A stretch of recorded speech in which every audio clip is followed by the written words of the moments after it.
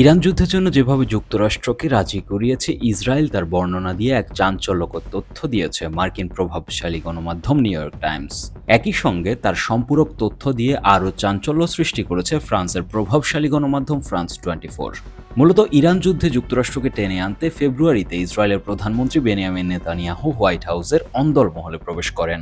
New York টাইমসের প্রতিবেদন অনুসারে 11ই ফেব্রুয়ারি হোয়াইট হাউসে এসে বেনিয়ামিন নেতানিয়াহু মার্কিন দুর্ভেদ্য নিরাপত্তা সম্বলিত সিচুয়েশন রুমে প্রবেশ করে ট্রাম্পকে একটি অত্যন্ত গোপনীয় চিত্রকল্প তুলে ধরেন, যেখানে নেতানিয়াহু দেখান কেন মার্কিনীদের ইরানের বিরুদ্ধে ইসরায়েলের সঙ্গে যুদ্ধে যোগ দেওয়া উচিত। ইহুদি রাষ্ট্রটির প্রধানমন্ত্রী উগ্রবাদী নেতানিয়াহু যে পরিকল্পনা উপস্থাপন করেছিলেন তা ছিল প্রায় নিশ্চিত বিজয়ের গ্যারান্টি সম্বলিত একটি চটকদার উপস্থাপনা, যা ট্রাম্পকে খুবই প্রভাবিত ও অনুপ্রাণিত করেছে বলে পত্রিকাটি সূত্রের বরাতে দাবি করেছে। নগদ নিয়ে এলো হার না মানা হার অফার।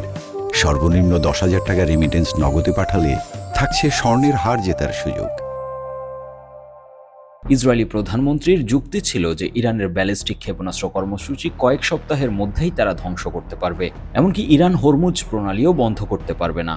এছাড়া ইরানের পক্ষ থেকে মাত্র ন্যূনতম প্রতিরোধ আসবে, যা মার্কিন যুক্তরাষ্ট্র খুব সহজেই সামলে নিতে পারবে। একই সাথে নেতানিয়াহু দাবি করেছে ইরানে অভ্যুত্থান ঘটবে, যার ফলে শাসন ব্যবস্থা পরিবর্তন হবে। নিউ ইয়র্ক টাইমসের প্রতিবেদনে আরও জানা যায়, একদিন পর মার্কিন গোয়েন্দা ও সামরিক কর্মকর্তারা একত্রিত হয়ে এই ইসরায়েলি পরিকল্পনা মূল্যায়ন করেন এবং ডোনাল্ড ট্রাম্পের সামনে তাদের মতামত উপস্থাপন করেন। সিআইএর পরিচালক জন র্যাটক্লিফ ট্রাম্পকে বলেন, শাসন ব্যবস্থা পরিবর্তনের এই সম্ভাবনা ছিল উদ্ভট যুক্তি। এদিকে মার্কিন chief of staff general Dan Caine পুরো ইসরায়েলি যুক্তি সম্পর্কে বলেন, তার অভিজ্ঞতায় এটি ছিল ইসরায়েলিদের স্ট্যান্ডার্ড অপারেটিং প্রসিডিউর। তারা অতিরঞ্জিত করে উপস্থাপন করে, যার বাস্তব ভিত্তি খুবই দুর্বল। এছাড়া মার্কিন সামরিক ও গোয়েন্দা নেতৃত্ব মোটা দাগে ইসরায়েলের দাবির বিরুদ্ধে অবস্থান করে বলে সেই প্রতিবেদনে জানানো হয়। সিআইএ মনে করেছিল ইরান সম্ভবত হরমুজ প্রণালী বন্ধ করে দেবে, এছাড়া মধ্যপ্রাচ্যে মার্কিন স্থাপনার উপর পাল্টা প্রতিশোধ নেবে এবং ইরানের বিরুদ্ধে বড় সামরিক অভিযান মার্কিন যুক্তরাষ্ট্রের অস্ত্রের মজুদকে ব্যাপকভাবে ক্ষতিগ্রস্ত করবে। যুদ্ধের 6 সপ্তাহ পরে ক্ষয়ক্ষতির চিত্র সাক্ষ্য দিচ্ছে ইরানে হামলা সম্পর্কে সিআইএর মতামত কতটা গুরুত্বপূর্ণ ছিল। এছাড়া নিউ ইয়র্ক টাইমস জানায়, ডোনাল্ড ট্রাম্প ভেনিজুয়েলা অপারেশনের সাফল্যে এতটাই উৎসাহিত ছিলেন যে তিনি ইসরায়েলিদের পক্ষে ঝুঁকি নেওয়ার জন্য আগ্রহী ছিলেন। এই প্রতিবেদন থেকে জানা যায়, ইরানে আক্রমণ নিয়ে সত্যিকার অর্থে বেশি উৎসাহী ছিলেন মাত্র একজন।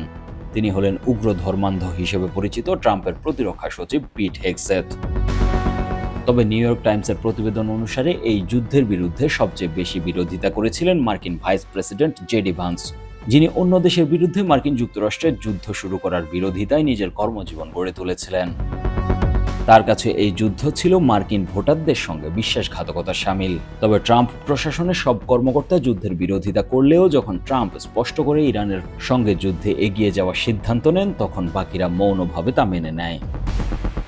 News desk, 21 television.